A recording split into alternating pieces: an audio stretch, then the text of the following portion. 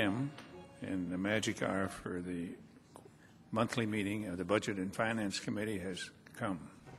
So we'll call the meeting to order. And the first item of business is discussion concerning the Lexington Horsemen.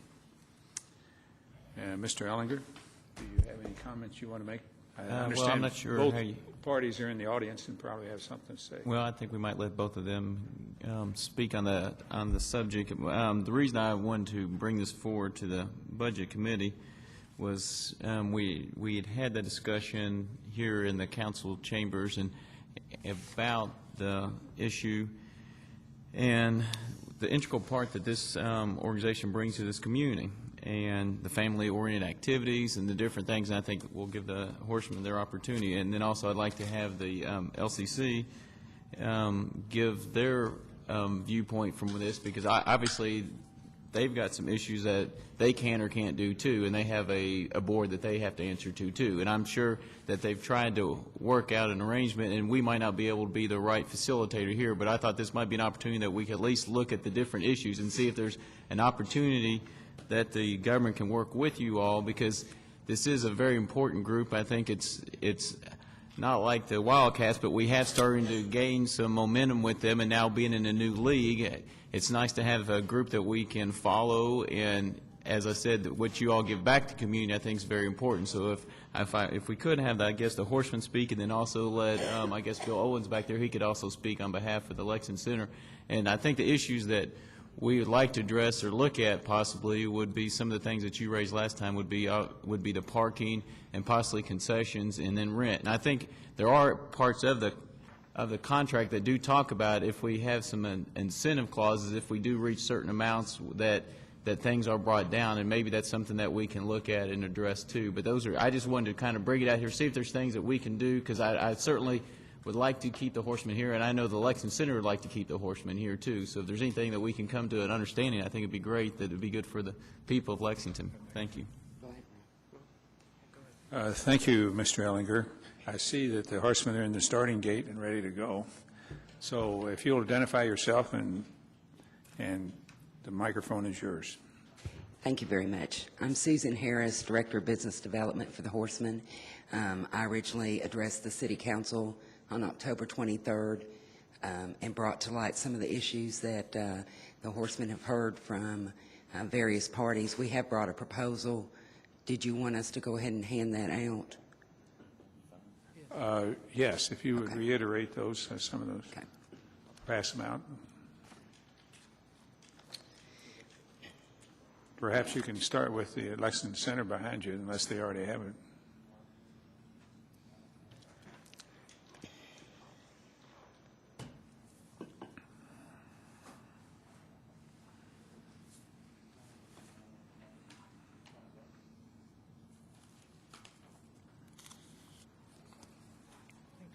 Thanks.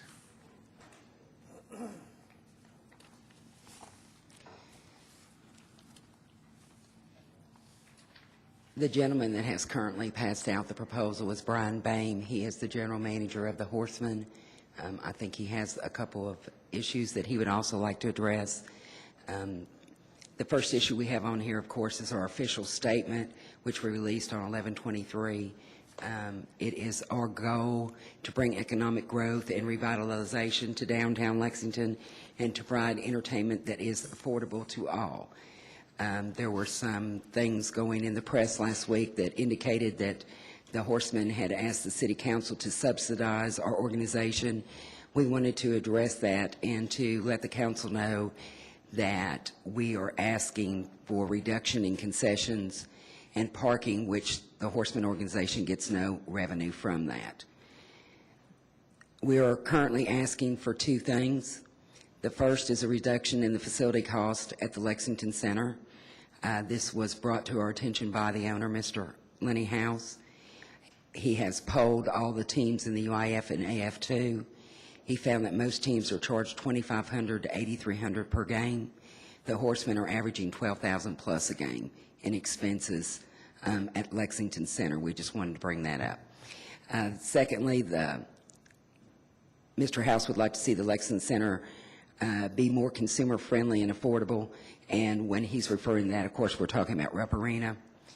He feels that when we look at the cost of parking and concessions for a family to attend an event at Lexington Center, it is too expensive. To pay $10 for a game ticket, $8 for parking, then you're going to add in concessions, and most families of four will spend a minimum of $90 to $100. It definitely limits the number of games a family can afford to attend. The working families could attend more games and have a more enjoyable experience while they are there. Lexington's downtown business would benefit from all the extra traffic, and the Lexington Center would make more money on a greater concession volume. We feel that everyone would win if we could get these two issues resolved. We have proposed the following suggestions. We're asking for a 50% reduction in concession pricing for all patrons, regardless of their income. We're asking for 50% reduction in cost of parking for all patrons, regardless of their income.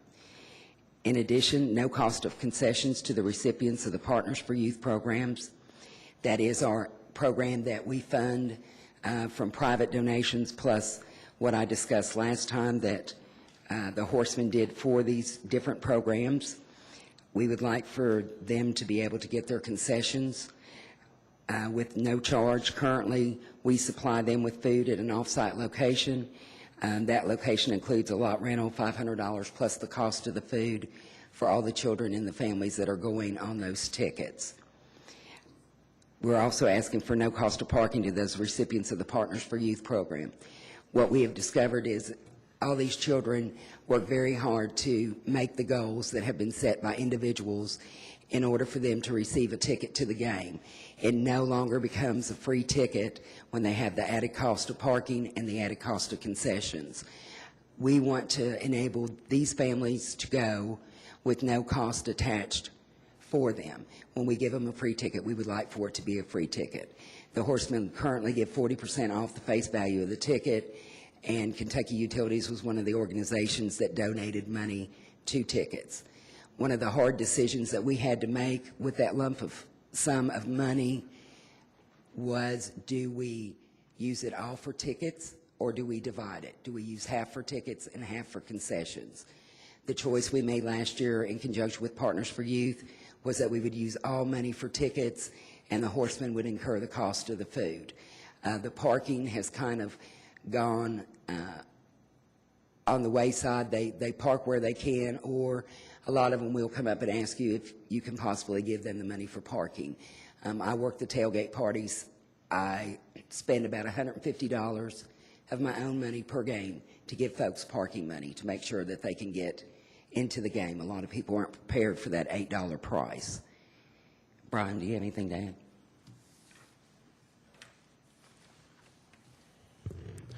Probably our biggest. Would you give us your name, please? First name is Brian Boehm, General Manager of Lexington Horsemen. Brian Bain. Yes. Thank you. Our biggest thing is we want to be able to work with the Lexington Center, and over the past year that I've been with the organization, I've felt as though we do work extremely well together. Our biggest thing is we want to bring, not only for the Horsemen, but for all people in Lexington and surrounding central Kentucky, an affordable environment for entertainment downtown, which would probably coincide with the City Council's goals of making sure that downtown Lexington can be revitalized and the economic growth is in place for future events in conjunction with art fairs, plays, different things, and that's our biggest point. And I know Susan touched on it, but we also want to make it clear that we are not asking for any pennies or any dimes to go to the Lexington Horsemen organization. This is merely to help Lexington Center cope with any type of, if there's any type of concession price cuts, to help them cope with that loss. We don't get concessions, we don't get parking, so it doesn't affect us, on any decision. We just want to make it affordable for all parties involved. I do want to make sure that Lenia House, our owner, would like to make sure that he does reserve the right to address the board if he can concerning any issues. He was unable to attend. He's up in New York State and apologizes for not being here. Lenia House did want to bring up the fact he is concerned and does question who actually runs and owns the concessions for Rupp Arena and the Lexington Center. The city council, I believe, was under the impression that there's a third-party agreement in place. However, there has been some discussions with other facilities in other cities saying that it is in-house and is maintained in-house. So he did want to bring up that point. Okay, Mr. House would be welcome most any time. I'm sorry you can't be here today. And thank you, Susan Harris and Brian Bain. Now we have some representatives of the Lexington Civic Center here, and Mr. Owen. Good afternoon. Good afternoon. Mr. Southers called our office and advised my assistant that I or one of our staff were invited to respond to today's meeting to, quote, explain Lexington Center or LCC's side of the Horseman request. That the word side feels clumsy to me. We don't take sides with our clients and users and tenants. Typically, our motivation and desire is to help all of our users at Rupp Arena, Lexington Center, and the Lexington Opera House to be successful in hosting the event that they wish to promote and put on. Go ahead and pass that out if you would, Sheila. It's a little unfortunate at this point, and I think it's regrettable that in the media it's been phrased as sides or subsidy or needing help and those kinds of things at the very time that our indoor football franchise is out trying to sell season tickets and sponsorships. There's this cloud of uncertainty that has been cast, and that is certainly not the image and the impression I get from the owners, Mr. and Mrs. House, about next season. And indeed, they have convinced me repeatedly and assured me repeatedly that the franchise will be playing football in Rupp Arena, and I was delighted to see a schedule released just the other day. Typically, this kind of discussion, you know, the Horseman agreement and our concessions prices and our parking prices and all of that, right or wrong, is a management and staff decision, which ultimately becomes my responsibility. If there's any debate over whether or not that is appropriate or the way we operate is appropriate, that typically goes to our Lexington Center Board of Directors, which this body appoints and places for the management of the facilities. The Horsemen have decided to come here directly, and I would convey to them if they wish to meet with our Board of Directors. We meet the third Thursday of every month at 9 a.m., and you're certainly welcome to come and address that body as well. I'd like to recognize Carl Hall, our Director of Arena Management, and Sheila Kinney, our Marketing Director, who have joined with me today. I didn't know until someone mentioned to me watching TV3 that the Horsemen were making a presentation to the council. I didn't know that they were making presentations on radio talk shows last week. And again, that's not that they need my permission to do that, but it did come as a bit of a surprise. It occurred to me that there are maybe 3 questions that I would help you kind of get your mind around this whole issue.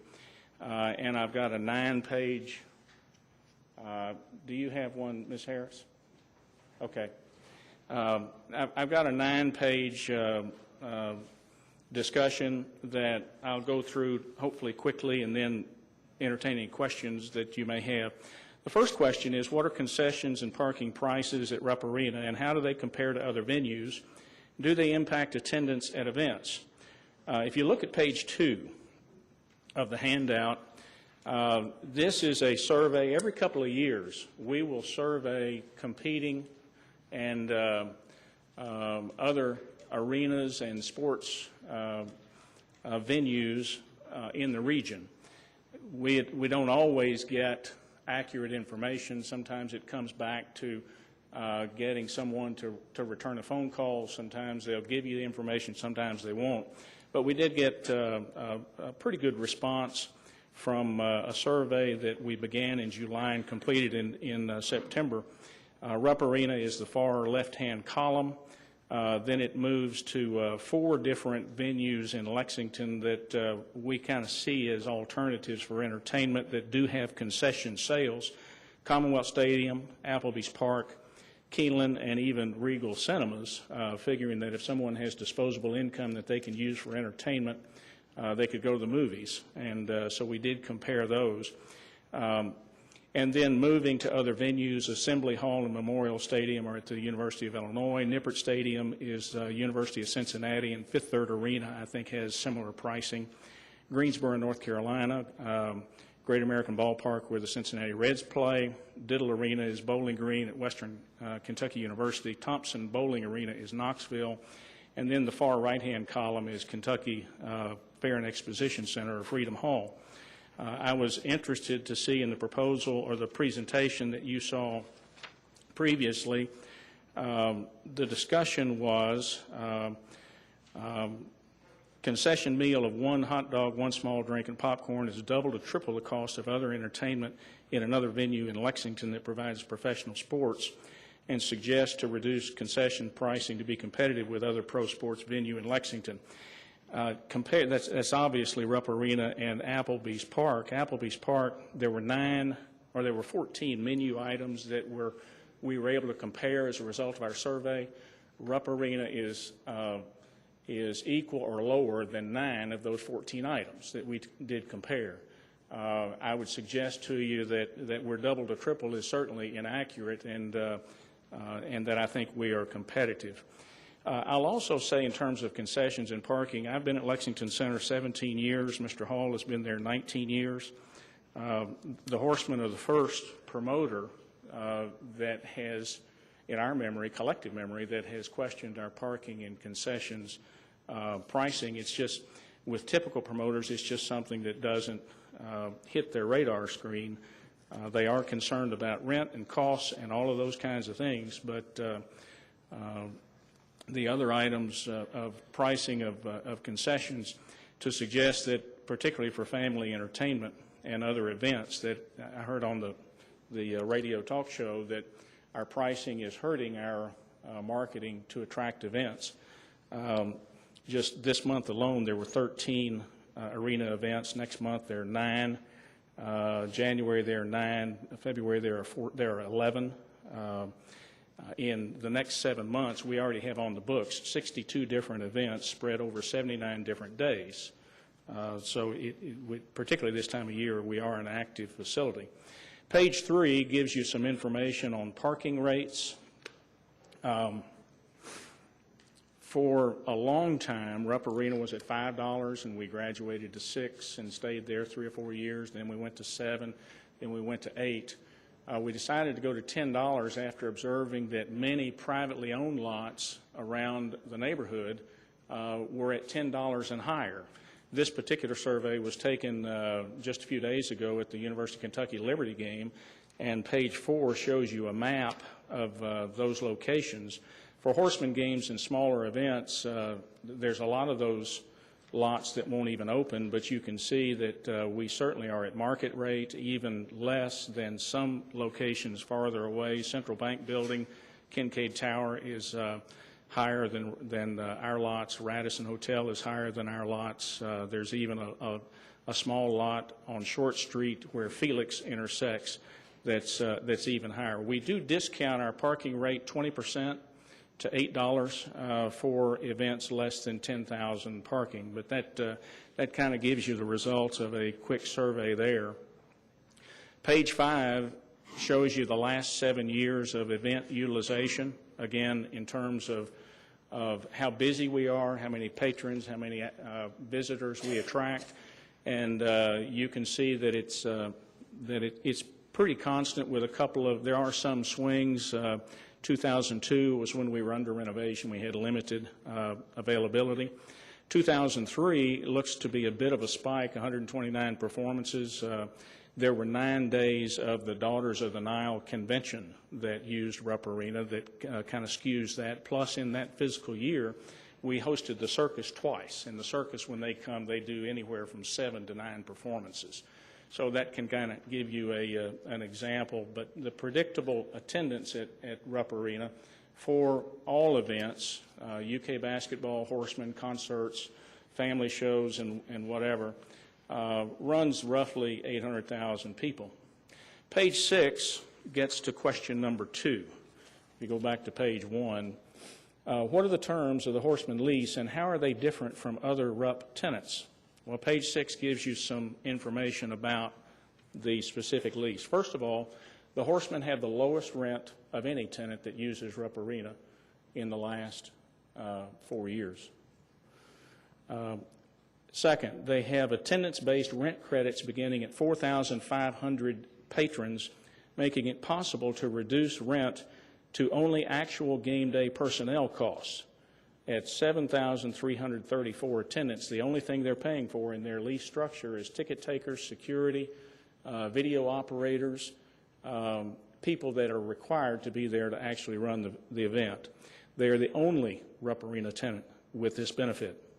They have the lowest bond fee of any Rupp Arena tenant. They have free office space 365 days a year, including all utilities, a value in the shops at Lexington Center, rental value of $18,500 annually. They're the only Rupp Arena tenant with this benefit. They have discounted parking for season ticket holders. Now, I heard on one of the comments I heard on the radio last week was, yes, for the last 2 years, we give season ticket holders $4 parking, and for those that want it, give those parking passes to the Horsemen. I don't know whether they passed that along to the season ticket holder or not. What I did hear last week was that they make up the difference up to the $8. That simply is not accurate. They do get $4 parking. We do plan in the upcoming season to go to $5, and we've already advised the Horsemen of that, but there is discounted parking available for season ticket holders. The next item, we run a variety of concession specials that might be $1 hot dog, $1 beer. In 2006, we ran $1 hot dog specials on April 15 and April 30, $1 beer specials on April 30, July 16, July 22, July 30, $1 popcorn on April 30. Last year, we ran half-price beer or 2 for 1 on April 7. We ran half-price hot dogs or 2 for 1 on April 15. On May 12, we ran a special at the concession stands, buy a Papa John's pizza and receive a large fountain soda at no additional charge. They're the only user of Rupp Arena to get this type of benefit. They have free use of the parking lot for tailgate promotions. Now, they opted to rent a lot across from the Hyatt Regency, which has better exposure to Broadway, and I can understand why they would want to do that, to create the presence. And but we did offer free of charge part of the parking space for tailgating. Free parking for game personnel, and that's on an unlimited basis. Free use of the arena for practice when available. Free use of the Heritage Hall for tryouts and field maintenance. LCC charges only for installing and removing the field. Last year we gave free parking. Tryouts happened to fall on the same week as Suite 16. Well, obviously we can sell our parking spaces on Suite 16. However, we gave free parking in support of the Horsemen and have committed to do that again this March. We just had a conversation about that yesterday. You go to page 7 and 8, and you begin to see what happened and where the real issue is, in our opinion, related to the Horsemen. That basically shows you year by year the seasons, the tickets sold, the turnstile, and the rent for 2003, 4, 5, 6, and 7. In 2003, if you look at the rent column, you can see that's the operative aspect of the rent credit. The greater the attendance, the more ability they have to get a rent credit to buy the cost of occupancy of the space down. Also, the first year, they sold 41,689 tickets. The turnstile was 42,122. Now, you might ask, how could the turnstile be more than tickets sold? It's not unusual to have some level of complimentary tickets for players, families, sponsors. The Horsemen are very active in their working with youth groups and the like, as Ms. Harris has already explained. So that's not unusual at all. You go to the second season, sold tickets dropped to 33,620. The third season, 05, sold tickets dropped to 22,817, and you can look at the averages there.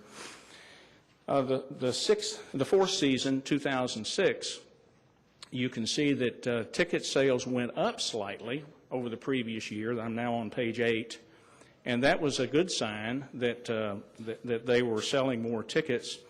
However, you can also note that Turnstile report is dramatically higher than tickets sold at 31,949.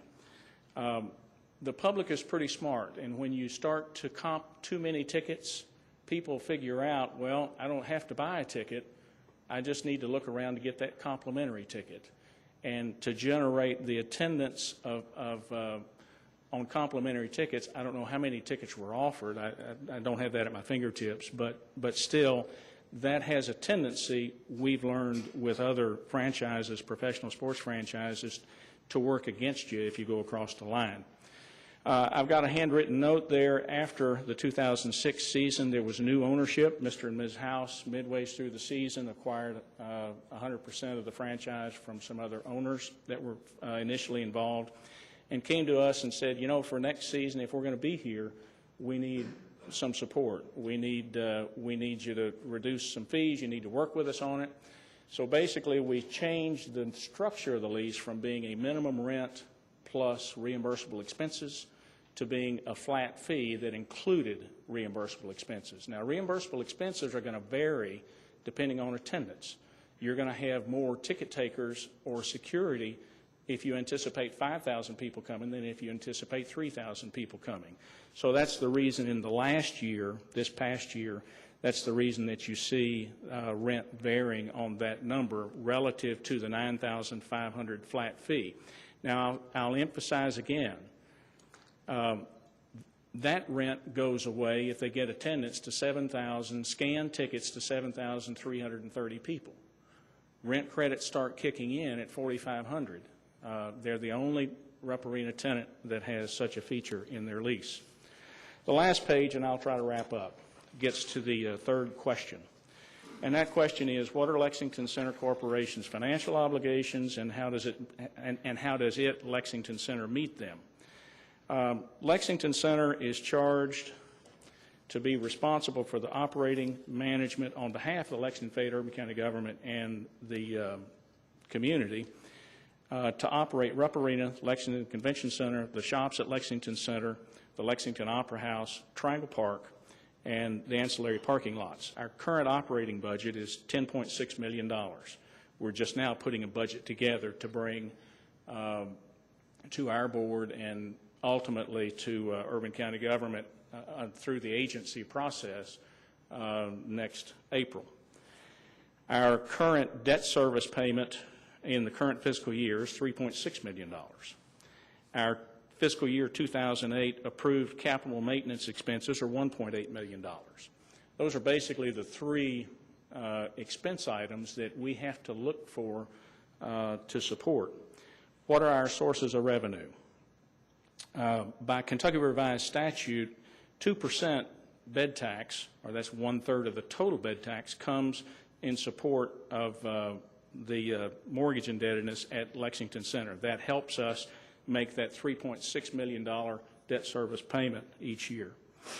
We have a contract agreement with the Convention Visitors Bureau whereby they take a portion of their bed tax receipts, $948,000, and send that to Lexington Center in support of our debt.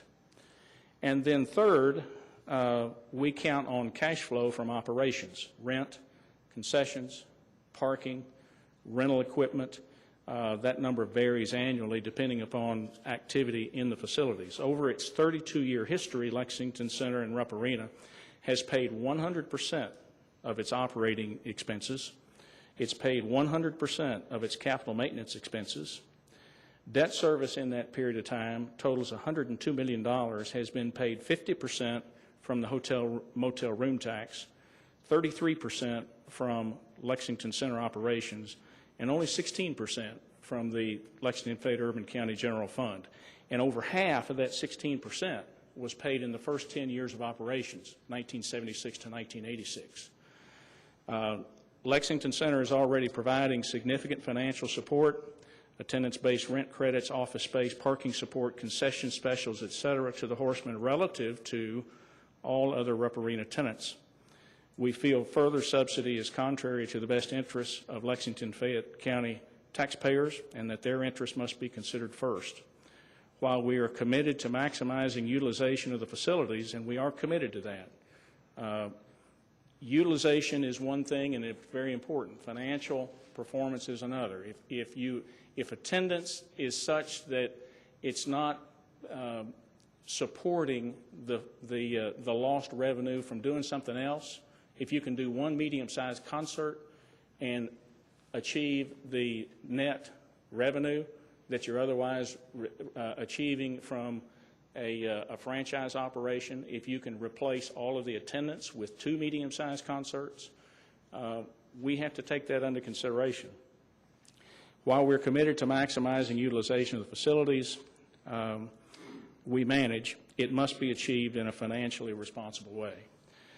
So with that, I'll entertain any questions that you may have and try and answer. I will say we're looking forward to the upcoming season with the Horsemen and to continue to support them as we do all of our tenants and clients. Thank you, Mr. Owen. If there are any questions, please direct them, and I'm sure that Ms. Harris and Mr. Bain will be happy to answer questions also. Councilwoman James. Thank you, Chair. I'm not on the committee, but is it okay that I go first asking questions? Certainly. Okay, thank you. Ladies always go first. Oh, that's pleasant. Thank you. Bill, I have a couple questions for you. Is the rental rate based on the capacity of Rupp Arena? So is there, typically, if someone rents Rupp Arena, is it based on what Rupp Arena will hold, or is it based on the amount of attendees that they expect to be The there? anticipated attendance does have some bearing because if you got 23,000 people there, it costs a lot more to clean it up after the event. There is, but we have 2 tenants that do multiple events by contract every year. That's the Horsemen and University of Kentucky for basketball. Other events it would probably be more like a standalone concert. It might be Live Nation. It might be Outback Concerts. It might be AEG. It might be one of those. And depending on their artist and the anticipated attendance, rent is typically lump summed at an amount that gets negotiated. We don't have a blue plate pricing structure for the arena. Each event is a little different. Are those negotiations annual, the negotiations between the venue or the event? Well, we've just Lexington completed negotiations and signed a new lease with the Horsemen for 1 season. Okay. Fortunately, we're not due to negotiate the UK basketball lease until 2018, and that's a really good thing. So it depends on the contract that you Yeah, it have depends with on the the organization? contract. Depends on the Okay. contract. And you said that the Horsemen have the lowest rent of all the events. Yes. Why is that? Well, we did 3 years with a rent mechanism that we were satisfied with, to have the opportunity for 7 or 8 multiple events through the summertime, which typically is a slower period for the arena. Okay. Was an encouragement for us to offer an attractive rent. At the expiration of that 3-year lease, they came to us and said, we want to give it 1 more year. That required a significant capital investment of the owners, and we wanted to work with them for 1 more year to give them the ability to build attendance, to get to that 5,000 or 6,000 or 7,000 multiple event activity. That's what we're eager for. That's what we want. That's what we'd like to have. Again, this year, going up in league to the AF2 with new enthusiasm. They've added some additional staff, and they've got some new hopes. We've given them 1 more year. Okay. you said there were dollar days, there've been some dollar days.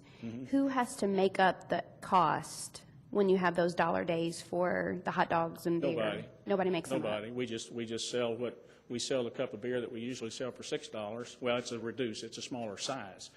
But, you know, the hot dog that usually is $2.75, it's $1. I mean, Okay. those are mechanisms that we have offered over the last 2 years to help them build attendance. So is there a third-party concessions No, operator? concessions operations at Rupp Arena are all Rupp Arena employees. There are a number of arenas. Commonwealth Stadium, for example, uses a concessionaire, it's referred to, where they take a percentage of the gross sales. We have felt like you lose a little control with that. We've kind of grown up since 1976 doing our own concessions, and so that's all the pricing structure, the employees, what kind of hot dog we serve, what kind of ice cream we serve, those are all Lexington Center staff decisions. Okay.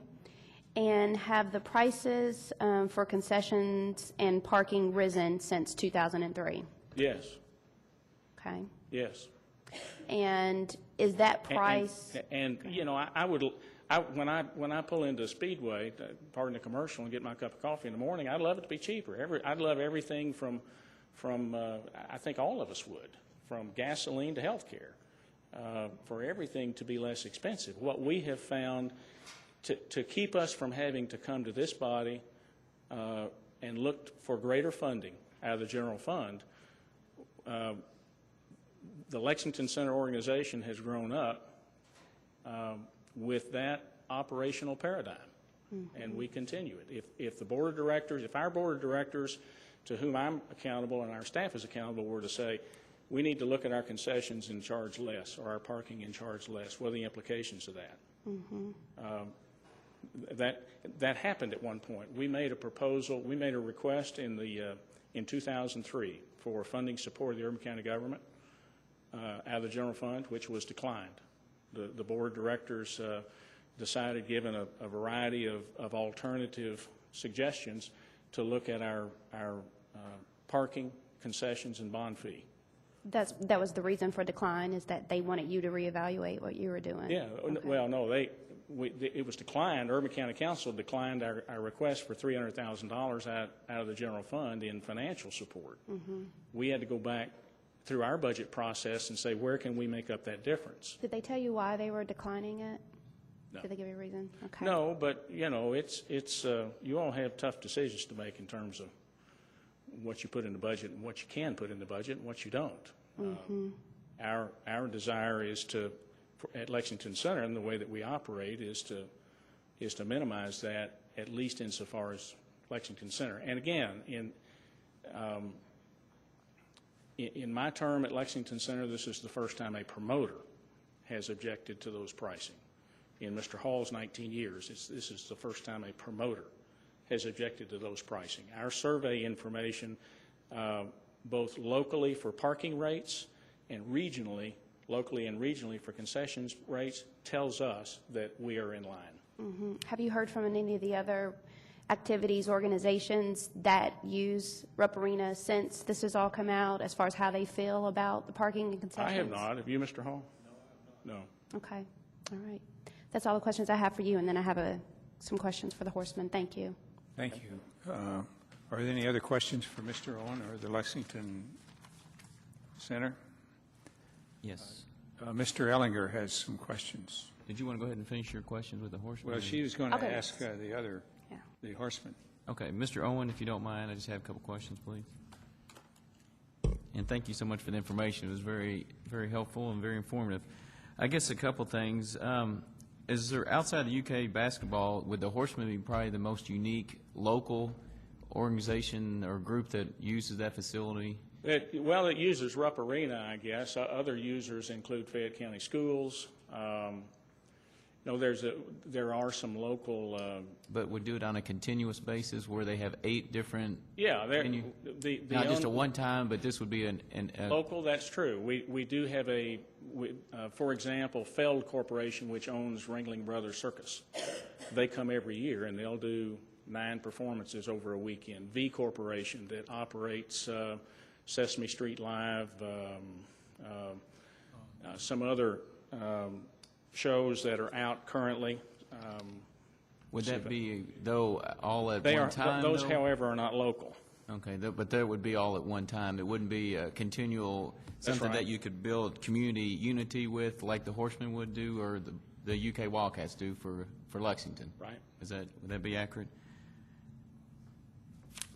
Like I said, I appreciate the information here, and I guess the couple things they looked at, and it'd be a win-win if we could boost the attendance up, because it'd be good for the Horsemen, also be good for the convention center too, because We'd be delighted to get 10,000, 12,000 people coming. it'd be great for everybody there. You say you do promotions, and when they do their promotions and they bring people in, it's a marketing tool to get people down there. So it's, in a way, it's helping you all out because it's bringing people to the Civic Center. Is that accurate? Well, if, for example, you're running dollar beer night, you got to make it's difficult to quantify from our standpoint. Is our revenue greater from selling $6 beer to a crowd of 2,500 or dollar beer to a crowd of 4,000? Have you at any point on any of the times ever lost money from doing that? Given a glimpse of a single game? Yes. On concessions? Yes. Haven't looked at that, simply because you get some people that based on what we have seen in the times we've run the promotion, it really has not achieved markedly greater attendance. Have you done, when you do that, do you do a promotion and get it and let people know that they're going to be dollar beers, dollar hot dogs, or you Yes, just the when they, Horsemen promote it. or do you just when they come they realize they have that? No, the Horsemen promote. So you work in conjunction with They've them? already asked us for the upcoming season. What events, what games can we anticipate a concessions special so that we can advertise it and promote it? Have you ever thought of doing one where you'd have maybe dollar hot dogs the whole year, so they could always have that as a something that would allow? We haven't done that. We haven't done that. Again, those types of specials, we don't do that for UK. We don't do that for Feld Corporation, V Corporation. Any of our concerts is the only tenant that has that benefit. You say that you're the ones that control the concessions. Have you ever done like you talked about with UK, allowing boosters or somebody to come in and do that part of it so that some community organization could come in and run the concessions that game so that it could be a part of it could go towards that charity event? We do that. We work with a variety of fundraiser programs to achieve to boost our labor supply. However, if it's the Lafayette Explorer Troop working in the concession stand, they're working that event in order to raise money for their Exactly. For their group. We do a lot of that. But that is allowed, because I was Yes. told that wasn't. That's No, what it is. no, that's inaccurate. I'm just trying to That is get allowed, the facts here. I think St. Peter and Paul School has been there for 20 years or more. Isn't that accurate? On parking, you say for the people who have season ticket holders, you do have a reduced rate for that. Yes. And on the cost for the parking, what do you incur on that outside of having an attendant and then I guess cleaning probably the parking after that? Would that be your two biggest costs? Well, I would say the biggest cost is capital. When it comes time to reseal or pave our lots or buy new parking equipment, to replace landscaping, to replace sidewalks. How often you do Most of the resealing? parking expense is capital, not operating. A single parking cashier in an hour's time can run a lot of cars in if those cars are there. But the expense of maintaining and the capital maintenance, again, our capital maintenance in the current year is $1.8 million. That's over and above an operating budget of $10.6 million. We have to get that revenue from somewhere. Well, I guess the one I'm looking at would be the parking in that. What would be your annual for that capital for that? It wouldn't be all of that 1.6 or 8 that you described. Well, in would the year we reseal a lot, I think, as memory serves me, last time we resealed the High Street lots, it was about $36,000. Parking supports more than just itself. Parking helps to support expenses at Triangle Park. Parking helps to support expenses at the Lexington Opera House. Parking helps to support the shops at Lexington Center. So it's, you know, you look at areas of revenue. Operating revenue is key to Lexington Center's operation, and its operating revenue includes revenue from parking and concessions. So when you start eroding that, there's only one place for us to come to replace it, and that's right back in this room.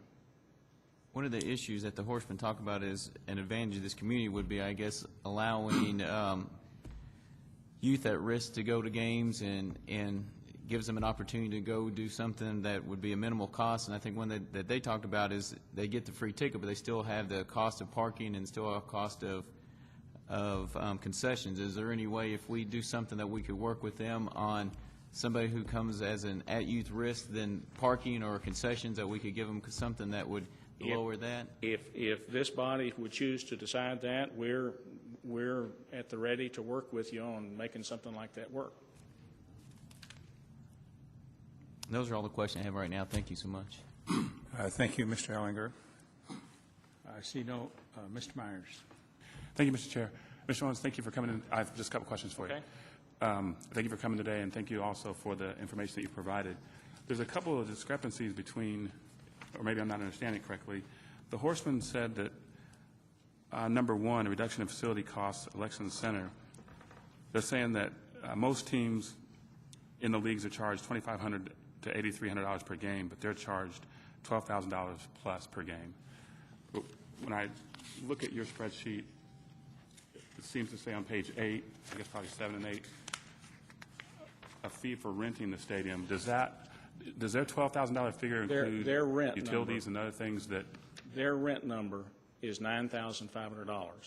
On top of that, they pay bond fee, which is by Urban County government ordinance, sales tax, which is 6% on tickets sold, and any other staff request that they have outside of what's included in that $9,500 flat fee.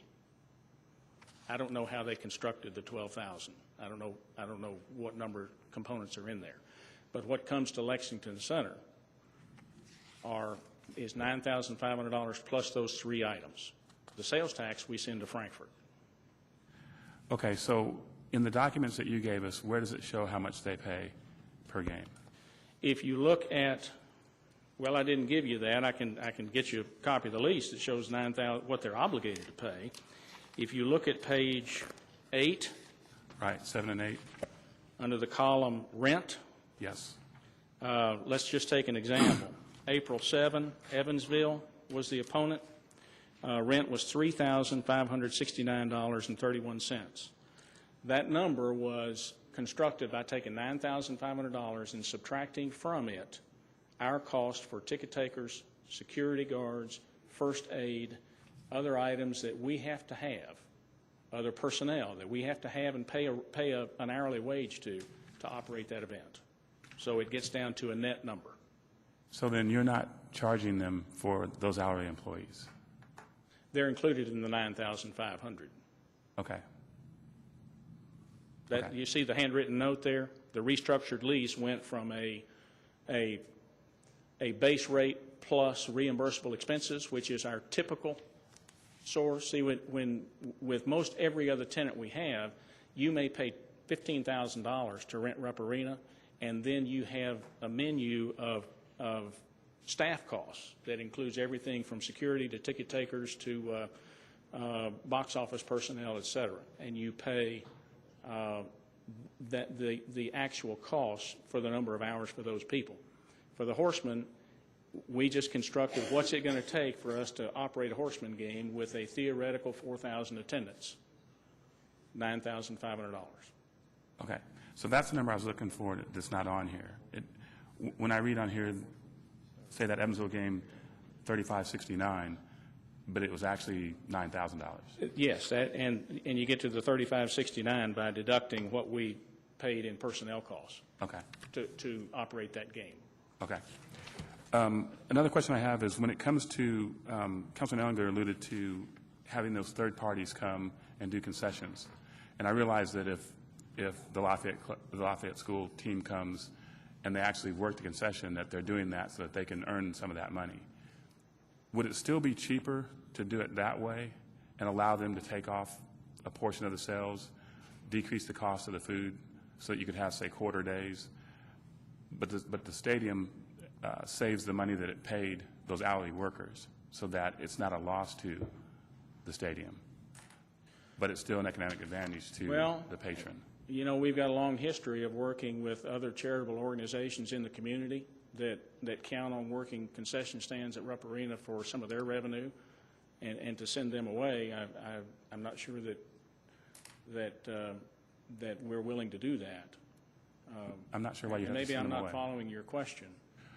What I mean is, instead of having your staff, LCC staff, work concessions for Horseman games, allow all those outside groups to come in and do that, so you don't have that staff cost. Well, So- but you still, they don't work for free. They come because we make a donation for their hourly work to the organization. Right, I understand that. But what I'm asking you is, would that hourly contribution that you're making to the organization be cheaper than what your staff costs would be? Not generally, not generally. Plus we have found that in order to have capable staff there, we have to kind of mix in that labor together with our more skilled, experienced labor. Okay, that makes sense too. I guess that's it. That's all the questions I have for you. Thank you, Mr. Myers. Mr. Maloney, his hand is up. Bill, I appreciate what y'all are doing, and I see how y'all appreciate you working with the Horsemen. A question I got on the volunteers or the charities, how do they deal with the liquor? I mean, the beer. Do y'all make sure there's no beer in that booth, or will they? No, they just, train? they don't serve it. If they haven't been through TIPS training, they don't serve it. It's another reason we have to have our own staff who have been through the required training for alcohol service. And I don't know if it's probably a question for them, but do you all, when they work up the schedule, do y'all make recommendation that they make sure that they don't play the same time the Legends play? Because it seems like I went to a couple of games last year, the year before, and when the crowd was low, it's because the Legends were playing the same night, and it just seems to me that it's a beautiful night. That most people are going to be out seeing the Legends. I'm sure that that's a question for the Horsemen. That's I'm okay, sure yeah. that they try to avoid whatever competing activities might exist, but that's not, we work with them, and we gave them dates for the upcoming season about a month ago, 2 months ago, about 2 months ago, we gave them available dates and said, these dates are available in our schedule for you to submit to the league to schedule football games. I just want to commend, it seems like you all are trying every effort in giving discounts and working to keep them here, and hopefully next year that we get to 7,500 if we're going to another league, and maybe this time next year they don't have to come here and go to your board, and maybe something will come out of it that way, I'm hoping. But I commend the work. Thank you, Mr. Maloney. If there are no further questions, Mrs. James has a question for the Horsemen.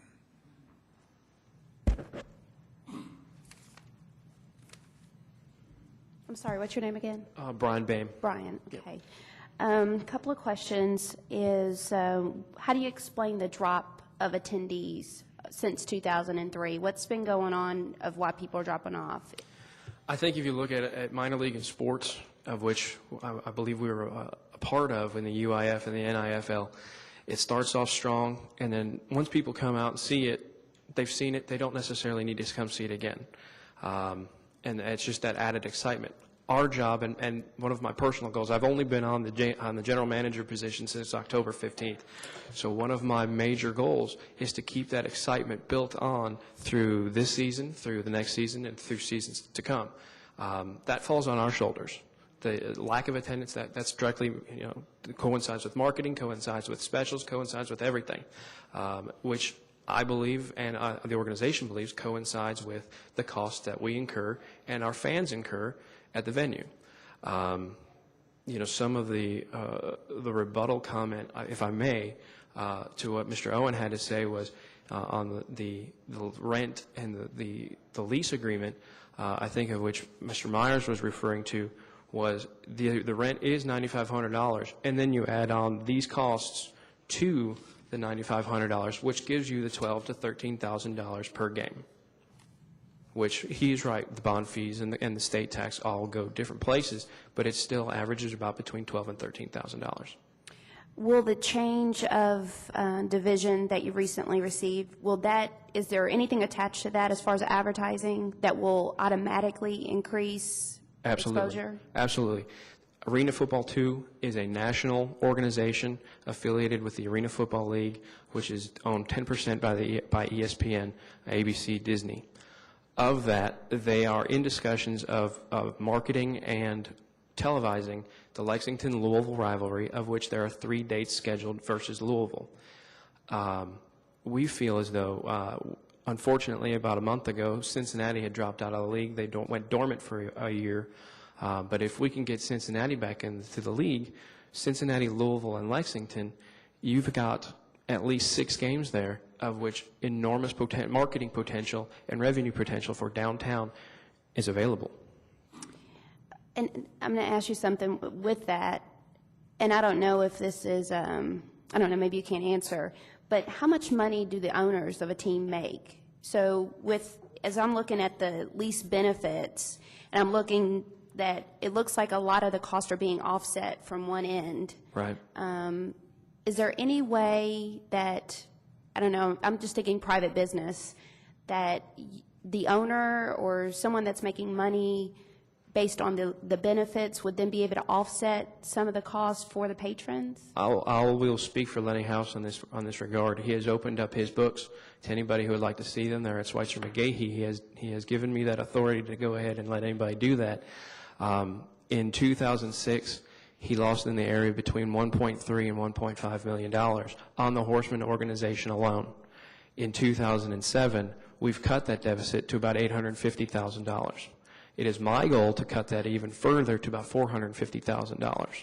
So as the Horseman organization, yes, Rupp Arena, Lexington Center might be 10 to 20% of our total costs. However, every percentage counts, and there is no money being made for the Horseman or the Horseman organization. Everything is pretty much a loss. Okay. What about the $12,000 that you have listed as what the rent is? Will those books also show Absolutely. where you're coming up with those numbers? Mr. Owen said that he wasn't sure of where the $12,000 was coming. I have the settlement receipts from 2006 and 2007, of which every charge is shown. I would be happy to get that for you guys if you request them. Okay. And how do you know that dropping concession prices and parking will increase patronage? These are the only 2 things in our area that we don't control. We've lowered our ticket prices. We've made it extremely fan-friendly in the regards of having post-game autograph sessions, having our players and our staff members out in the community to make them more marketable. And I feel as though as they're a member of this community, we've done as an organization as much as we can do other than an exceptional marketing job over the past few years. If you lower, more of our season ticket holders have made the comment of we can't afford 7, 8 games due to concessions and parking coming there on a weekly basis. Maybe if there was a 3 or 4 game package, it might make it a little bit more affordable. We've done that this year. For our organization, we have offered a 4 game package instead of the total 8 game package. Other than concessions and parking, what else can we do? And that's the problem that we face as the organization is we're controlling as much as we can, but as a tenant, we're kind of handcuffed in some areas. So are there some things that you're trying that you haven't been able to see the results of yet? Well, not as of yet, because we just started the 4 game package this year, instituted that about a month ago. There hasn't been any major reduction. Mr. Owens talked about 7 dates in 2006 of a concession program, or 6 or so, I can't remember the exact number, versus 3 in 2007.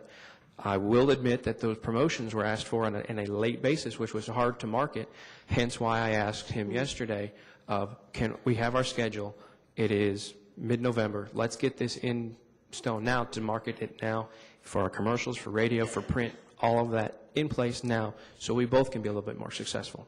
Okay, that's all I have. Thank you, Chair. Thank you, Mrs. James. Mr. Myers has some questions for you, too. Thank you for coming in today. And I was trying to get at the bottom of the difference between the $3,000 or $4,000 rent that they're showing and the $12,000 that you're showing. Right. I think you've done that. We would like to, if we could get those documents from you. Absolutely. That would be a big help. The other thing I'd say is,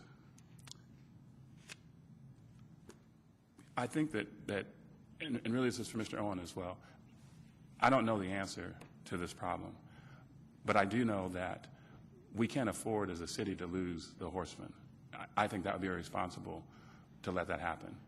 I'm not sure how to come together and how to make things more profitable for both sides, but that's what I'd like to see happen. And I think that the Outside Agency Oversight Committee has talked to Mr. Owen the last 2 or 3 years about increasing the number of opportunities that are there in the stadium throughout the year.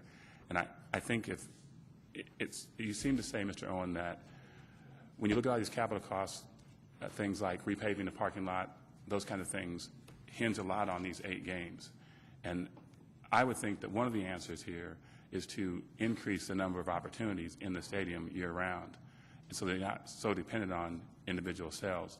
But I think that there's a difference between, and I think Councilman Ellinger was trying to allude to that, a difference between the Horsemen and UK in that they provide multiple events throughout the entire season, whereas the circus and different things like that, they may have multiple events, but it's in a 2 or 3 day period of time. Again, I don't know the answer here, but I think that we need to do something to make sure that the Horsemen can stay here and become profitable. Thank you, Mr. Myers. Are there any other questions? I have a question. Oh, Mr. Maloney, sorry. Mr. Maloney. I'm just looking at Mr. Owen's printout. I guess y'all's printout of the ticket last year. Well, you all had were tickets sold, and then I guess the remaining tickets that you all gave out. How many tickets do you all give out complimentary a game? Do you know, on average? About 1,000 tickets per game.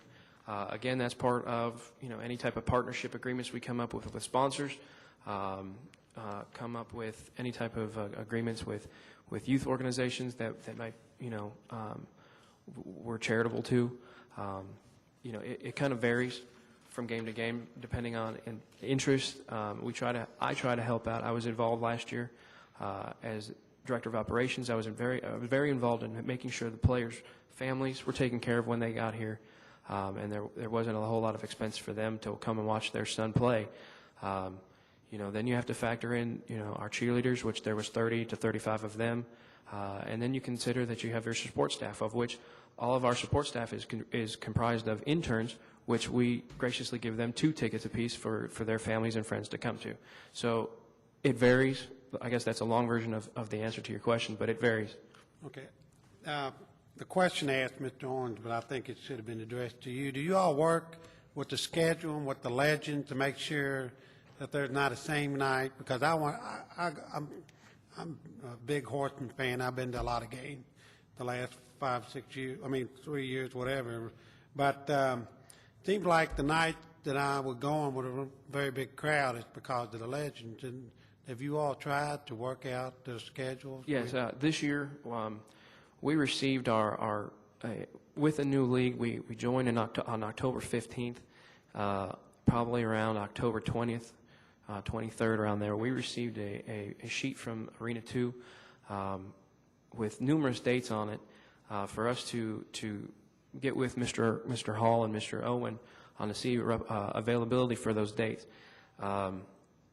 What I had given to Mr. Hall was dates that I would like to see if they would have them open, and I also gave this to the league of dates that also didn't coincide with Legends games. We had the Legends schedule, which came out a few weeks before ours, and our tentative agreement or a tentative schedule for the Horsemen.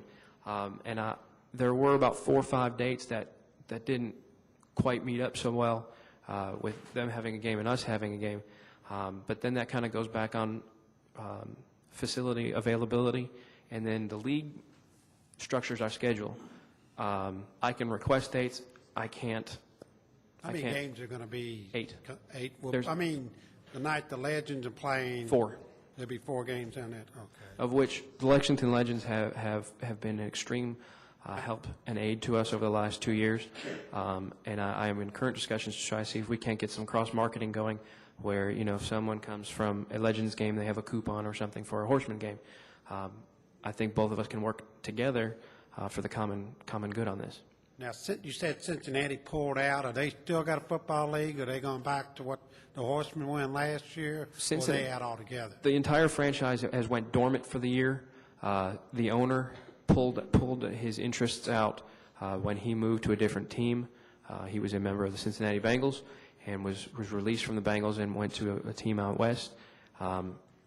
Subsequently, he didn't pay some of his league fees, and they asked him to leave. However, the team and the franchise has went dormant. I am in coordination with the league to try to find a new ownership group to bring Cincinnati back. Yeah. And I understand that you all are going up to a higher league. And the football players you all are going to have to recruit are going to have to be, a different caliber than what you have. Absolutely.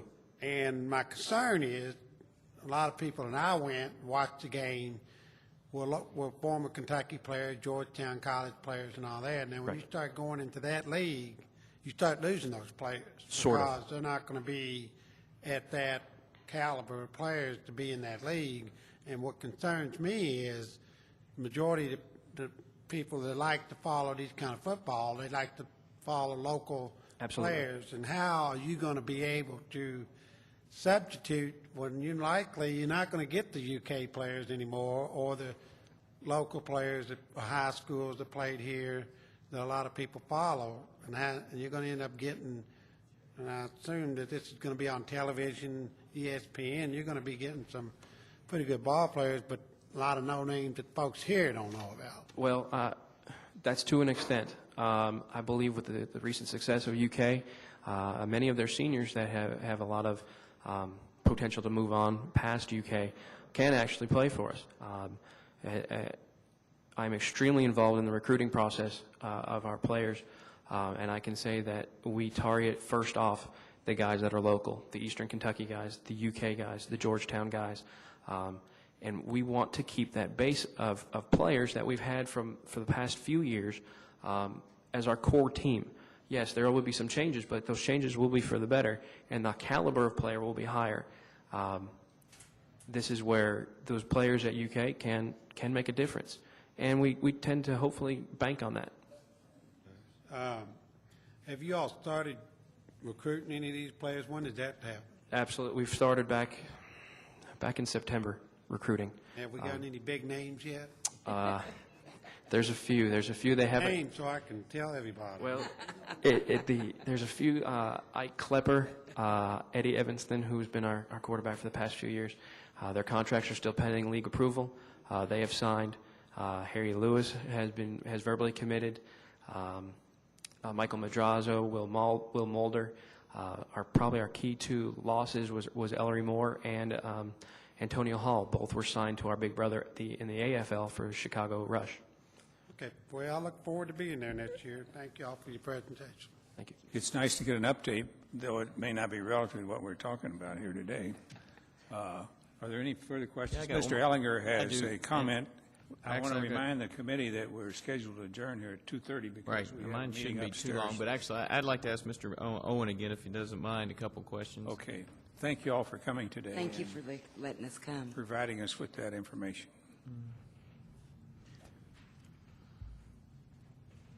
Sorry to continue to keep asking questions, but a couple that came to my mind. Do you have the economic impact if the Horsemen, if they, for some reason, don't make it, what they actually bring to the LCC by concessions and parking and rent that we would lose as a city if they didn't make it? Well, I have that data. I have not calculated it, but that data is available. If get that to if us? it boils down purely to economics, we do the one concert, and the net revenue from the one medium-sized concert and 7 or 8 weekends to do it over would outweigh that to Lexington Center. Our preference is to have 7 or 8 successful football games. Okay, I guess on the same note, though, we do have a lot of empty dates that we would like. Would it be to our advantage if we had 365 performances on 365 days, or would that not be a good Well, thing? there again, there's a conception, a misconception out there, I think, that Lexington Center is a promoter. We're not. We're a venue, and we make our facilities available to promoters that take private promoters' risk. And that's true whether or not it's a concert or a family event or a truck pull or a indoor football game. But I guess it goes back to my question. Would it be to our advantage because we would be making revenues every night if we could to have something every night? Or is that? Oh, yeah. We like to have the lights on every night. So to say that we could have one concert that would do the same, but then we'd lose 8 other opportunities. So we don't want to lose those 8 opportunities, course do we not. not? Okay. We would rather have, as I said, we would rather have 7 or 8 football events than we would the one concert. But if you boil it down just to economic impact and loss to Lexington Center of revenue, you can replace the net revenue with that one concert. That's not our objective. Our objective is to maximize So the what would revenue that? from the 8 events. What kind of ballpark then are you looking at the lost revenue? Would you be estimating? Rather than shoot from the hip, I'm not going to. I can get that data to Yes, you. that'd be fine. I can tell you the parking and concessions revenue and rent revenue, everything from start to finish. Okay, That thank you. data's available. And I guess this is kind of odd. What was in '04, between '03 and '05, there was a big drop. Do you know what the difference with that was? You had 129 performances, and then you had 88 and 127. Is there? That was the year you had the Daughters of the Nile, which were here for 6 No, days. but I can tell you, they use it almost all day long, every day. it just kind of was glaring on why '04 was a lot lower in performances, and maybe that's, in attendance was a big difference that year. Which page are you looking at, Mr. Elder? Page 5. 04 and 05. Well, just looking at '03, '04, and '05. And Well, there's- 03 included in 03, there were 9 days of the Daughters of the Nile, and Right, we had okay. 2 circuses in one fiscal year. That's the spike of 129 there. 04, I don't, I looked at the spike previously because the 88 was comparable to the current, to the last fiscal year. Again, it kind of runs in cycles. I will say that with 800,000 people come, with the activity that we get at Rupp Arena, we are a busy arena, particularly one in a market the size of Lexington. The proposal that they presented that we all just saw, and so it's probably premature to ask this question, but the 4 things that they put in there, do you know what that would cost you all if that was implemented? Well, let me pull that out. If you look at half-price concessions, an awful lot of the expenses of Lexington Center and the shops and Triangle Park and the Opera House ride on the back of the concession stands. And as soon as would you provide that only for the Horsemen, or would you provide it for a concert promoter that might bring us 6 concerts over a course of a year that are attended by 125,000 people? What kind of concessions would be expected from our primary tenant, the University of Kentucky? Okay, I guess just back to my initial question, do you know what that costs or savings would be? 50% reduction in concessions pricing for all patrons regardless of their income? Are you talking about the 4 bullet points there? Yes, sir. Yeah. I can get that data for you. I don't have it at, Could you provide that for me, if you don't mind? oh, yeah, we can tell you that. I reminded him, And they asked the same. I guess one further question, if there was an incentive, and is there not an incentive in the contract right now for a rent if it gets a certain number, then the rent actually is 0? Is that correct? They begin to get rental concessions of $1 per head at 4,500 attendance. When it gets to 6,000 attendance, that jumps to $1.50 per head. That's rent reduction to their organization for that game. When it gets to 7,330, the only fee they're paying are the actual costs of game personnel required to get that crowd in and out safely, first aid costs, ushers, security, those types of expenses. So that becomes, as we said earlier, the more we get in there, it's a win-win for everybody. So have you looked at, this would be my last question, Dr. Stevens. Okay. Have you looked at, and is there anything in the contract about, as in attendance increases, that there are concessions on the concessions and also on the parking? Is there any incentive clause on those? If as the attendance increases, then they would get a kickback on concessions or parking? Well, that's the when we can look to attendance-based revenues, like concessions and parking, we can give them a break on the rent. I guess they could pass the break along to their ticket Right. buyers if That's they'd what like. I'm trying to think. If That whether or not they want to pass, whether or not they, I mean, in final analysis, that would either be a rebate or a reduction in their ticket price. right. That's their decision. Okay, thank you very much for coming down. Appreciate the information. Thank you. And are there any motions? If not, we'll go on to item 2. Mr. Myers introduced the review of provisions of financing to partner or outside agencies, as we used to call them. Mr. Chair, Yes, Mr. Blevins. while Mr. Myers is coming up, I'd like to make a motion before the committee that we delay Ms. Coe's testimony till next month, as we're almost out of time today. We can perhaps wrap up Mr. Myers' item, but I think we need to let her go because I don't think we're going to get to it. That's okay. Well, I don't think she had much to say today. And I'm sure it was very important. If anybody on the council is interested, they can ask her during council report. So we'll be happy to excuse her. That's a good idea. Thank you, Chair. I was hoping she would have a long report today, but I don't believe there's one. Is that correct? Thank you. Mr. Myers. Thank you, Mr. Chair. Could I have, Commissioner, could you come up for a second, please?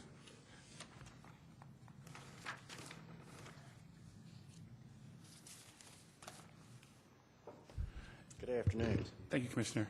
One of the things that we'd like to do, or I'd like to do, is to get from the Department of Law what sort of things have to be or need to be in a PSA. We're looking for consistency. And also, a very important aspect of it is, how do we recapture unspent funds from partner agencies? And so I've got some documents here that came right before the meeting because they weren't expecting this to be on the docket today. So that's the majority of what I'd like to get from you. Okay. Is structuring the PSA. So, and here's sort of the history of that. When you look at, most partner agencies have to fill out an application to receive funding. Right. In that, there's outcomes, there's a whole lot of things that are measurable, that are based, and that's part of what we base whether or not they get funding on. The problem is then that when the PSA is written, it normally doesn't have any of that language in the PSA. You mean in terms of the expected outcomes? Right. Okay. And so the things that we require of them in order to get the funding in the beginning, on the front side, we don't have any teeth on the back side once they get the funding to hold them to that. And so we're looking for ways to standardize some of that language and make sure that we can hold them to the outcomes that, they've said that they're going to provide. Okay. And then You're talking about something where you could review it during the course of a year, as opposed to when they come to you at the end of a fiscal year and ask for more money, you go back and you say, okay, let's see what you did this year. Absolutely. You want something mid-year or something where you can go back and measure how they're doing? Yes, and Okay. I think quarterly would probably be preferable. Okay. Because that would give them an opportunity, if they're not meeting their benchmarks, to make some adjustments in their plan so that they can get to those benchmarks, say, for the next quarter. Okay.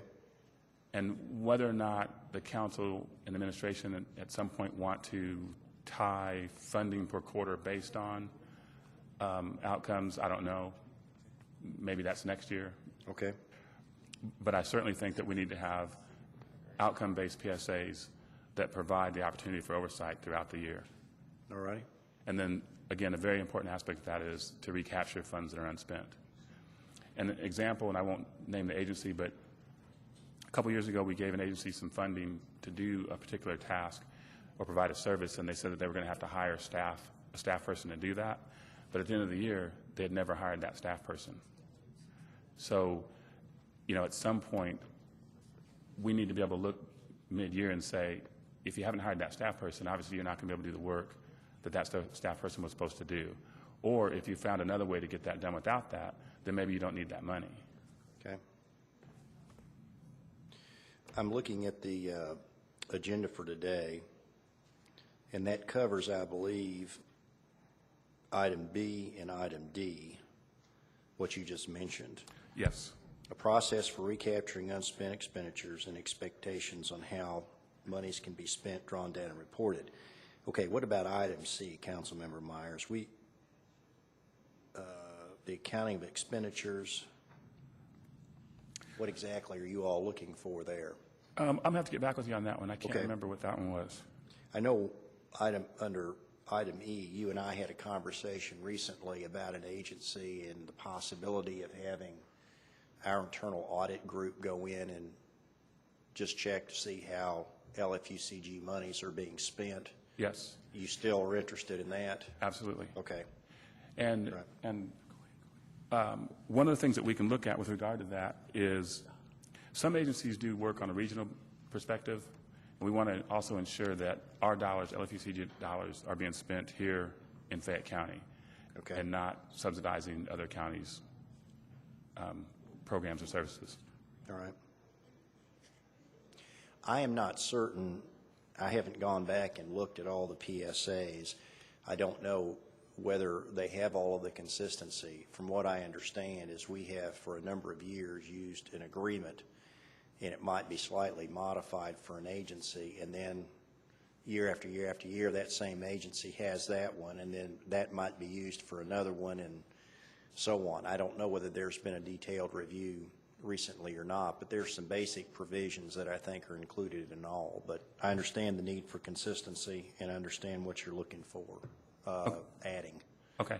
And then you do have that piece in there that will, in the PSA, ensure that LFUCG has the ability to send our auditors in to look Right. at their books. Right. Currently, there are provisions in every one that I've seen that state that those books and records are available for inspection, but which means we could send somebody over to look now, but we can be real specific about that.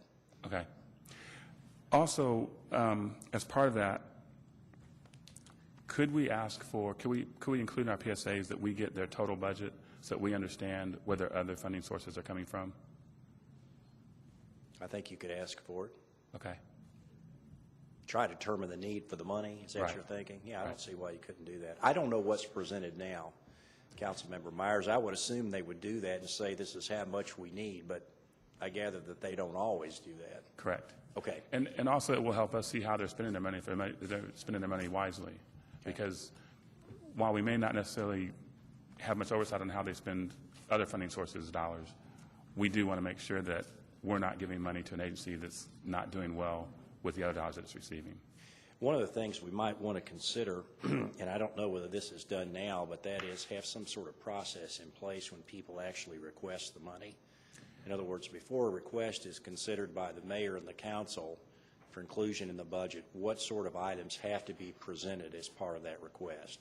I don't know whether we have that now or not. I think actually Commissioner Helms and Mr. Kelly may want to come up and speak to that. I know they're working on a uniform process across government, and Well, that would we're help hoping a that that'll- lot in terms of resolving some of these questions on the front end. Right.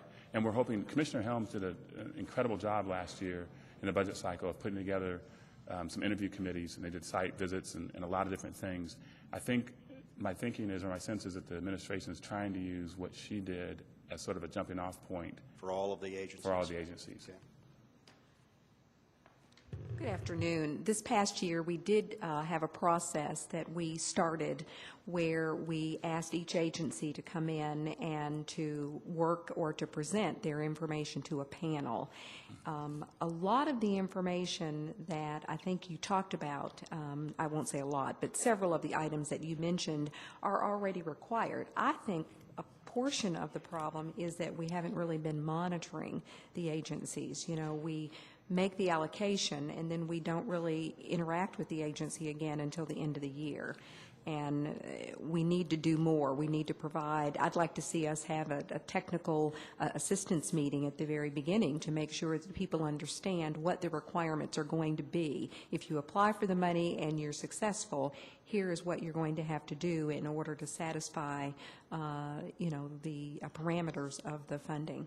And see, I think you're exactly right, and I think that would be another thing that we should put in the PSA, so that they're on the hook for coming to that technical meeting, and then they're accountable for what they learned in that meeting and what we're going to hold them to. Yeah, many funders do not you're not even eligible to apply unless you attend that meeting. If you don't attend that meeting, then your application is then pulled. And so I think maybe we just need to put a few more steps, not steps that are not user-friendly, but just Right. steps that say these dollars are taxpayer dollars, and we've got to be good stewards of the money. Absolutely. And I agree with you that part of the problem is that we haven't been monitoring. And that's why we want to put those things, those provisions into the PSA, because that's a legal document that they sign, rather than the application that they submit at the beginning. Yeah, I think the PSA is a good document. It just doesn't get into the specifics, and each agency is so different and they interpret it differently. If we had that technical assistance meeting at the beginning, we would go over the PSA and they would understand what they're agreeing to, because I think to some extent some of these agencies are very small. Right. You know, we're giving $2,300 to one agency, we're giving another one almost $1 million. There's a vast difference between the workings and the administrative talent within each of those agencies, or the administrative depth in each of those agencies. Okay. One more follow-up question. Can you give us a little bit of idea where the administration is at with respect to coming up with that sort of one-size-fits-all process for next year? Mr. Cubine and I and Mr. Deaton are meeting later this week. I've put together a draft packet of material, and we hope, along with a timeline for the upcoming funding cycle, and hopefully we'll have something to present after we meet together. Hopefully we'll have something to present to council very, very soon. Okay. Can you also include Commissioner Askew in that process? Because he was just saying that some of those questions, when answered... I don't know whether I will include him or not. I will give it serious. No, we work as a very good team, and he Absolutely. certainly will be at the table with us. Okay. Thank you very much. I know you all have a confirmation hearing. Let me ask a question. When would the committee like to see a draft of those proposed language changes? Do you have a timetable in mind, or...? I think that we'd like to see it early enough that we could send a recommendation to the full council and have that approved prior to the start of the application process for this coming fiscal year. Okay. That will not be a problem. Okay. We'll do it. Thank you. Thank you very much. That's all I have. Is there any further business to come before the committee? If not, we're adjourned.